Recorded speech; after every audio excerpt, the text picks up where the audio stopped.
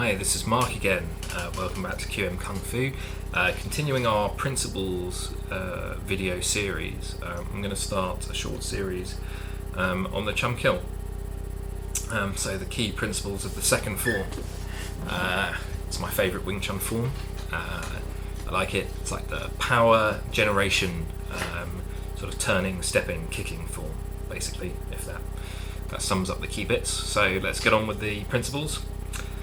Chum Kiu trains the stance and waist. The arm bridge is short and the step is narrow. So this is an important first one.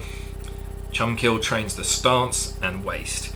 These are the two power generation mechanisms, and also including the step. So there's three key power generation mechanisms that are developed in the Chum Kiu. So stance, beginning from the foundation in the Sulam Tao, is developed. The waist, so the independent turning of the waist and the stance to reinforce each other is critical. The arm bridge is short, so that's just telling you the short arm bridge rather than long, so we'll come back to bridges and things in another video. And the step is narrow, so the step is short, narrow, powerful, dense, but also light. So those are my sort of key, so it's short, they're not giant steps, they're not leaping steps. It's narrow, it's not super wide, because you've got to be mobile.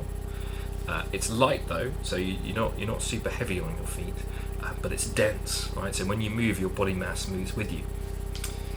Okay, next principle. Eyes are trained to be alert, the chi flows in perpetual motion. So there's a lot more movement and things going on, and there is a lot more eye gong, so training of the eyes in the Chum Kiu than in the Sulam Tao. Sulam Tao is pretty much just like look forward, get that level, open playing field. The Chum Kiu works the peripheral vision a lot more, right? And the chi flows in perpetual motion. So that is continuous, but the chi in the Sulam Tao is much more smooth and even. In the Chum Kiu, it's like a rolling river. Would be my best way to describe the internal feelings that develop.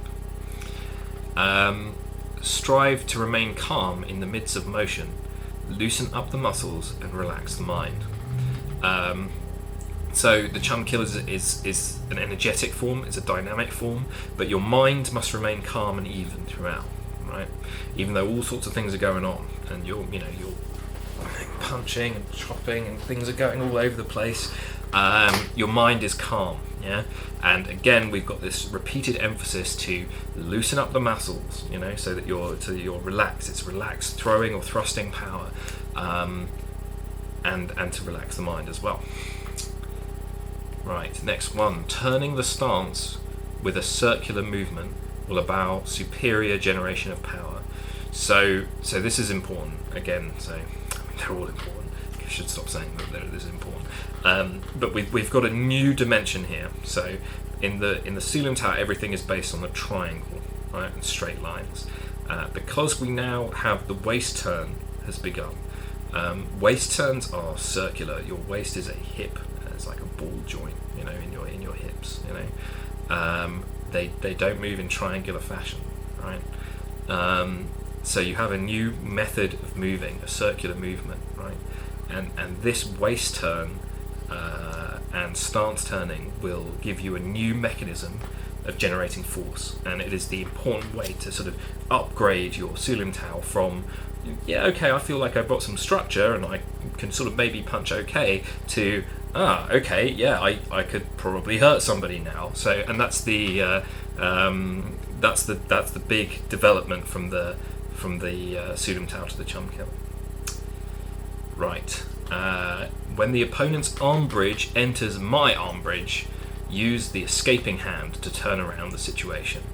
So just to finish off with a bit more practical one, so not as complex as the others. So bridge meets bridge. Use the escaping hand to turn around the situation. So essentially, this is talking about general principle of when your bridge meets an opponent's bridge, right? You've got a fist coming in and another one, and you meet, right? And you both land on center. And it's saying, okay, you can't just try and power through. You've got to respect what they've got, right? They've got a centerline bridge. You can't just say, oh no, I'm going to ignore that, I'm just going to try and punch around or something, or I'm just going to try and punch through, because it won't work, right? Or you will overcommit and leave yourself vulnerable at the same time. So it's saying, okay, instead what I have to do is I have to use this escaping principle, escaping hand, to turn around the situation, to change what is happening, and that can take a number of different forms. It could be applying a gate to their strike, or it could be neutralizing and nullifying and providing an empty a yin response to allow you to attack. But it's a critical principle because it's enshrining the idea that we respect the opponent's bridge. You make contact with it, and then you've got to cross it. You can't just ignore it. Okay, that's the first series of principles for the Chum Kill. Hopefully see you soon to talk about the next set.